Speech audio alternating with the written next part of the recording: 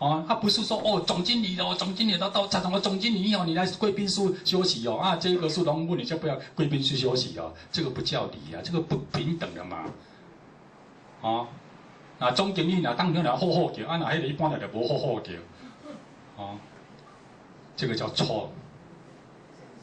你怎么会这样呢？你不是这样的嘛？你本来也本体人站在人的架构之下，它是平等的，所以礼貌它是站在尊重，这个叫礼貌嘛。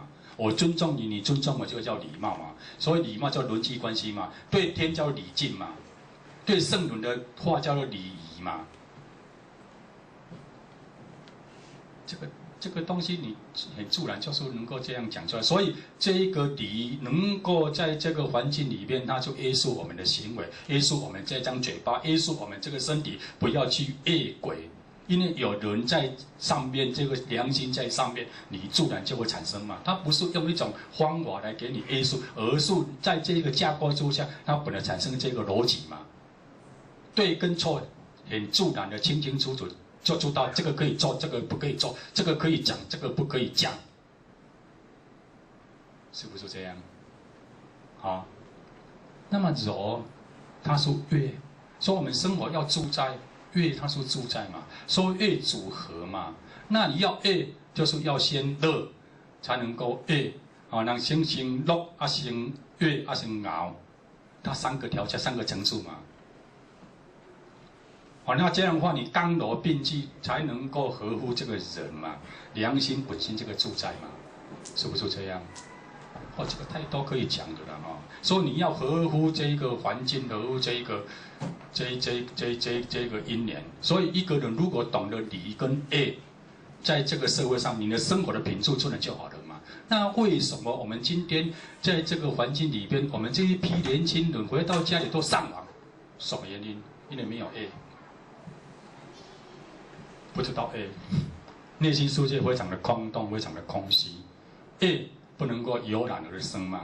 所以它组合，所以你看我们今天歌是心之静，啊，心的静嘛，哈，歌嘛，啊，乐它是心之声，对不对呀？舞它是心之形，形状的形嘛。所以一个歌，一个乐，一个舞不一样吧？所以八佾舞只是把我们内心世界艺术，透过这个舞把它表现出来嘛，这叫舞嘛，是不是？好，释放你艺术里边一个东西嘛，释放你内心世界这个感想、这个感受，透过这个舞把它表现出来嘛。所以你看那个迈克·杰克逊，哦，那个很厉害呢。那个艺术里面对这个舞里面的造诣哦，那一种又跳又唱歌，这个节拍这个舞步哦，我们怎么练？我看我一辈子都练没有。他只是把他内心艺术那个存在这个高度深度，而且它里面那个味道，透过这个舞表现出来。所以那你看那迈克·杰克逊那个舞，全世界每个人都在看。他的行为这么不好，你看全世界人都怀念他，那他有同癖呢，因为他的造诣已经到一个火候了，对不对呀？一个水准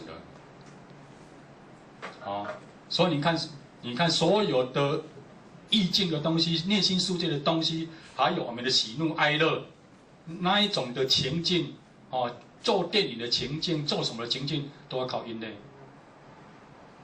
对不对？配我是不是靠音乐？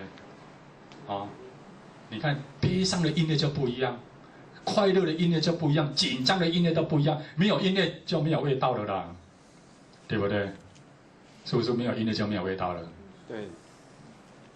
你看那个谁啊？那个电影那个，如果那个。鬼片